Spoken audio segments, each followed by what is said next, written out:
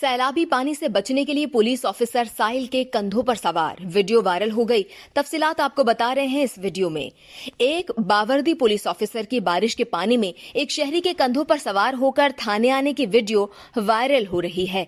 Uniform से अंदाजा होता है कि जेरे नजर वीडियो पंजाब पुलिस की नहीं, बाकी तीनों सूबों में से किसी एक की हो सकती है। ताहम सोशल मीडिया पर किसी ने इस पर जीए भुट्टो का सियासी नगमा लगाकर सिंध पुलिस से मंसूब कर दिया। वीडियो में देखा जा सकता है कि सब इंस्पेक्टर की वर्दी पहने एक पुलिस ऑफिसर किसी शख्स के कंधे पर बैठकर चार दीवारी में आता है।